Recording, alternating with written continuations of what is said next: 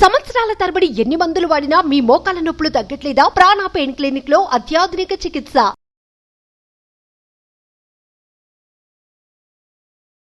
నమస్తే శ్రీనివాస్ గారు. నమస్తే జయ గారు.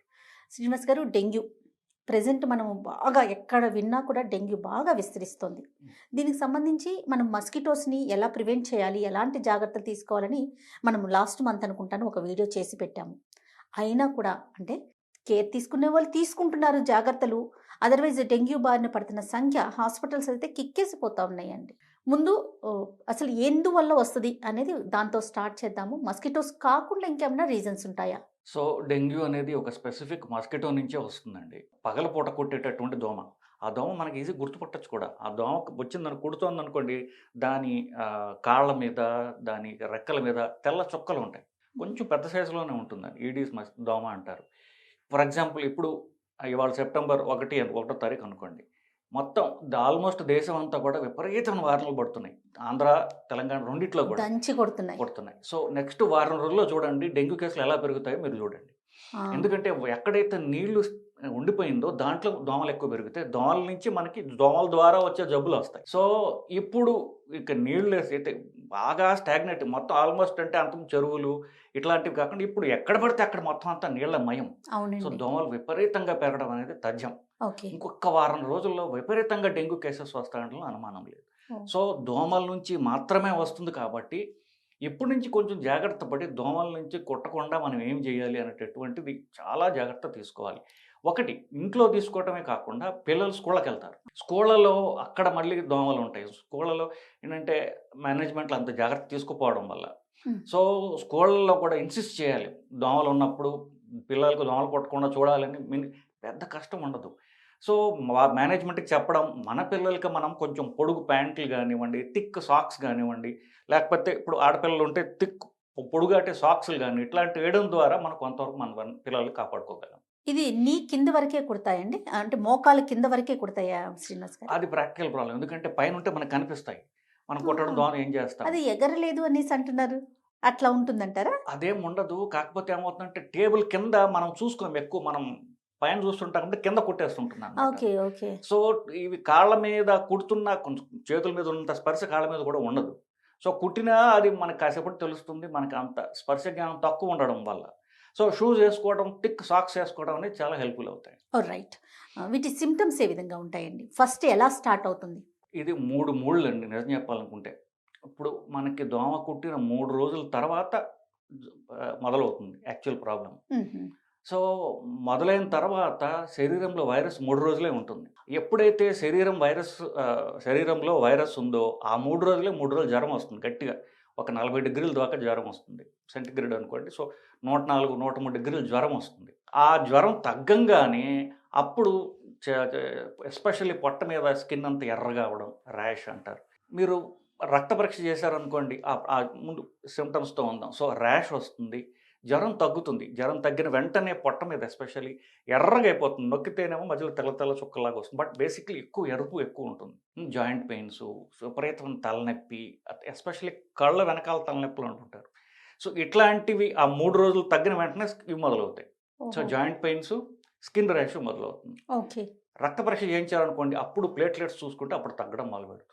సో ప్లేట్లెట్స్ బాగా తగ్గిపోతాయి అన్నమాట. జనరల్గా ఎలా ఆలోచిస్తున్నారు అంటే, ఫీవర్ వస్తుంది, ఒక 3 డేస్ మీరు అన్నట్లుగా హెవీ సిమ్టమ్స్ ఉంటున్నాయి, టాబ్లెట్లు వేసుకుంటున్నారు, తగ్గిపోతుంది. అంటే ఫీవర్ తగ్గిపోయింది కదా, టెంపరేచర్ కంట్రోల్లో ఉంటుంది, ఎవరీ 6 అవర్స్కి ఒకసారి మెడిసిన్ వేసుకోవటం వలన.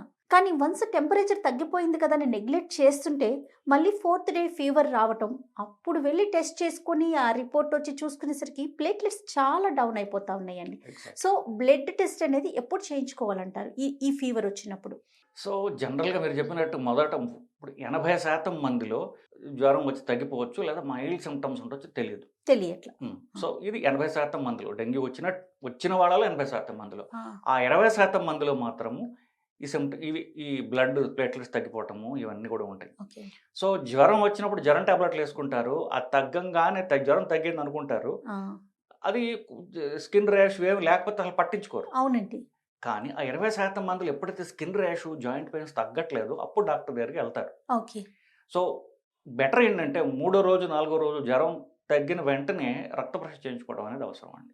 రైట్. కంప్లీట్ బ్లడ్ పిక్చర్ అంటారు. Hmm. ఇది చెప్పిన వెంటనే చాలా చోట్ల ప్లేట్లెట్స్ చేయరు కూడా. సో ప్లేట్లెట్స్ కావాలి అని ఇన్సిస్ట్ చేయాలి. ప్లేట్లెట్ కౌంట్ ఒకసారి ఏంటంటే ప్లేట్లెట్ బాగానే ఉన్నాయి అని రాస్తారు, అడిక్వేట్ అని రాస్తాడు. బాగానే ఉంటాం కాదు, నాకు కౌంట్ కావాలి అని ఇన్సిస్ట్ చేయాలి వాళ్ళకి.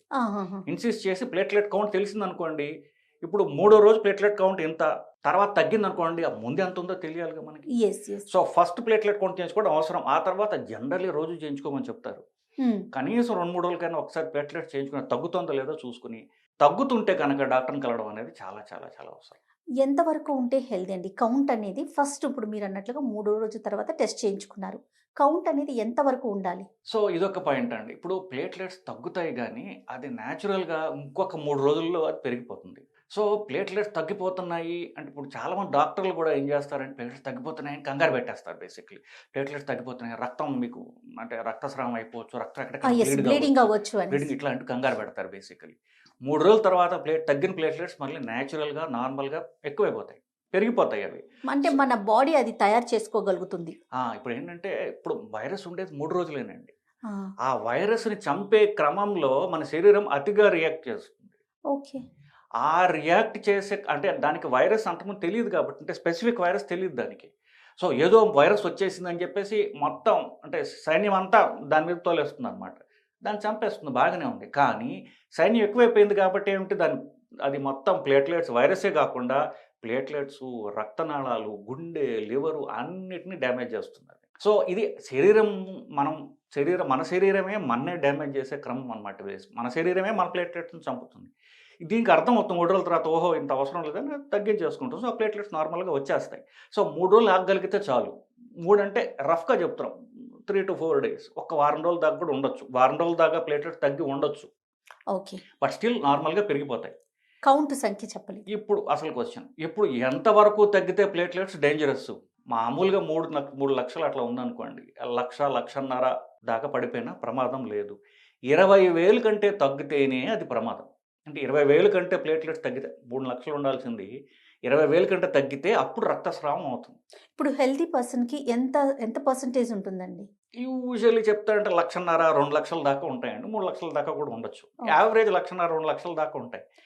2 లక్షల నుంచి 20,000 దాకా వచ్చినా కూడా పర్వాలేదు. జస్ట్ వెయిట్ చేయొచ్చు, ప్లేట్లెట్స్ ఇచ్చేయాలని పరిగెత్తుకుని వెళ్ళక్కల్లా. 20,000 కంటే తగ్గుతుంది అనుకోండి, అప్పుడు బ్లీడింగ్ రిస్క్ ఉంటుంది. అప్పుడు బయట నుంచి ప్లేట్లెట్స్ అంటే ఆ 2-3 రోజులు ఆగేదాకా, ఆ తర్వాత ఎలాగో పెరుగుతాయి. సో ఆ 2-3 రోజులు ఆగేదాకా బ్లీడింగ్ కాకుండా ఉండడానికి బయట నుంచి ప్లేట్లెట్స్ అనేవి ఇవ్వాల్సి వస్తుంది. ఈ టైంలో ఏమైనా జాగ్రత్తలు తీసుకోవాలా డాక్టర్ గారు?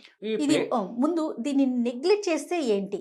ఒకవేళ ప్లేట్లెట్స్ ఎక్కించలేదు, 8,000కి పడిపోయింది, బిలో 20 అనుకుందాం పోనీ, అప్పుడు ఎలాంటి ప్రాబ్లమ్స్ వచ్చే అవకాశం ఉందంటారు? ప్లేట్లెట్స్ అనేవి రక్తం గడ్డగట్టడానికి ఉపయోగపడుతుందండి మనకి. సో ఎక్కడైనా దెబ్బ తగిలింది, కంటిన్యూస్గా బ్లడ్ పోకుండా రక్తం గడ్డగట్టి ఆ ఇంజురీని సీల్ చేస్తుంది. సో రక్తం పోకుండా ఆపుతుంది. సో ప్లేట్లెట్స్ ఫంక్షన్, అది ప్లేట్లెట్స్ తగ్గిపోయాయి అనుకోండి, రక్తస్రావం ఆగకుండా కంటిన్యూ అవుతుంటుంది, బ్లీడింగ్ అవుతుంటుంది. అంటే ఏమిటి, ఎక్కడన్నా పొండున్నా, దెబ్బ తగిలినా ఉంటే అప్పుడు అవుతుంది. ఓకే. కొంతమందికి ఆల్రెడీ పొట్టలో ఇంజురీ ఉండొచ్చు, ఇంజురీ అంటే పొట్టలో పొండు ఉండొచ్చు, అప్పుడు కొత్తగా ఏమన్నా దెబ్బ తగలచ్చు వాళ్ళకి, ఇట్లాంటివి ఉంటాయి. సో మిగతా పార్ట్స్ మీద ఏమైనా ఎఫెక్ట్ ఉంటుందండి? ఇది అదే స్పాంటేనియస్ ఎక్కడన్నా బ్లీడింగ్ కావచ్చు అని, ఆల్రెడీ ఇప్పుడు శరీరం మొత్తంలో ఎక్కడ లీక్ ఉందో మనకు చెప్పలేము కదా. పొట్టలో ఉండొచ్చు, మెదడులో ఉండొచ్చు, ఎక్కడైనా ఉండొచ్చు, అక్కడ బ్లీడింగ్ అవుతుంటుంది అన్నమాట. సో అట్లాంటి రిస్క్ ఉంటుంది కాబట్టి 20,000 తగ్గిన తర్వాత బ్లీడింగ్ అవ్వకుండా ఉండడానికి ప్లేట్లెట్స్ ఇస్తారు. అది 3-4 రోజులు 20,000 దాకా వచ్చేదాకా మనం ఆగగలిగితే శరీరం మళ్ళీ తయారు చేసేసుకుంటుంది, నార్మల్ అయిపోతుంది. ఇక్కడ మేలు ఫీమేల్ అనే జెండర్ని ఏమన్నా కౌంట్ చేస్తారండి? అంటే పర్సనాలిటీ స్ట్రాంగ్గా ఉండటానికి, కౌంట్స్ తగ్గటానికి కానీ పెరగటానికి కానీ, లేకపోతే ప్లేట్లెట్స్ తీసుకోవాలనుకునేటప్పుడు కూడా మేలు ఫీమేల్ అనేది ఏమన్నా ఉంటుందండి? మేల్ ఫీమేల్ అనే కంటే కూడా వయస్సు ఉపయోగం, అంటే వయస్సు కూడా, ఎందుకంటే రోగ నిరోధక శక్తి ఇమ్యూనిటీ స్ట్రాంగ్గా ఉందా లేదా అని. ఇప్పుడు ఆడవాళ్ళకి వాళ్ళు జనరల్గా ఫ్యాట్ కంటెంట్ ఎక్కువ ఉంటుంది, ఎక్సర్సైజ్ అనేది చెయ్యరు, సో వాళ్ళ ఇమ్యూనిటీ వీక్గా ఉంటుంది. సో ఫర్ ఎగ్జాంపుల్ ఒక 60 ఏళ్ళ లేడీని తీసుకుని 60 ఏళ్ళ మగవాడిని తీసుకున్నారనుకోండి, వాళ్ళది కొంచెం రోబస్ట్గా ఉంటారు మగవాడు. ఆడవాళ్ళకి ఫ్యాట్ ఎక్కువ ఉంటుంది, అంత హెల్త్ గురించి కాన్షియస్గా ఉండరు కాబట్టి వాళ్ళకి ఇమ్యూనిటీ వీక్గా ఉండొచ్చు. బట్ ఆడ కంటే కూడా వయస్సు అనేది బాగా చిన్నపిల్లలు, ప్రెగ్నెంట్ ఉమెన్, 60-65 వేళ్ళు ఆ వయస్సు దాటినటువంటి వాళ్ళు, మగ అయినా కావచ్చు, ఆడైనా కావచ్చు. మ్మ్. సో ఈ ఎక్స్ట్రీమ్స్ ఆఫ్ ఏజెస్, లేకపోతే మధ్యలో ఇంకా ఇతరత్ర అయిపోతాను జబ్బులు ఉండి అలా ఉంటుంది తప్ప, అంటే బేసికలీ ఇమ్యూనిటీ స్ట్రాంగ్ ఉన్నవాళ్ళు త్వరగా బయట. ఇప్పుడు ప్లేట్లెట్స్ తగ్గిపోయండి, దాన్ని తయారు చేయాలి. ఆ ఇమ్యూనిటీ తగ్గించుకుని శరీరం healing power of the body. Okay. So healing power of the body ఎవరికి వీక్గా ఉంటుందో వాళ్ళకి ఇంకా ఎక్కువ టైం పట్టొచ్చు. ఇంకా సో ప్లేట్లెట్స్ విషయం క్లియర్ అండి. అయితే ఇది కాకుండా కొంతమంది ప్రాణాలు పోతున్నాయి డాక్టర్ గారు, ఎందువల్ల అంటారు? సో ఇందాక మనం అనుకున్నామండి, ఇప్పుడు ఈ రోగ నిరోధక శక్తి ప్లేట్లెట్ని శరీరం అంతా కూడా హార్ట్, లివరు, లంగ్స్ అన్నిటిని కూడా డ్యామేజ్ చేయొచ్చు. అంటే రక్తనాళాలను డ్యామేజ్ చేస్తుంది ఇమ్యూనిటీ. సో ఎక్కడెక్కడ రక్తనాళాలు అన్నిటి నుంచి లీక్ అయిపోతూ ఉంటుంది. ఇప్పుడు 20% సివియర్గా ఉంటుందని చెప్పాం కదండి, ఒక 5% మాత్రం శరీరం అంతా కూడా రక్తనాళాలను డ్యామేజ్ చేసి వస్తుంది. ఓకే. ఇమ్యూనిటీ వైరస్ మీద ఉన్నటువంటి మన శరీరం మీదకి మన ఇమ్యూనిటీ.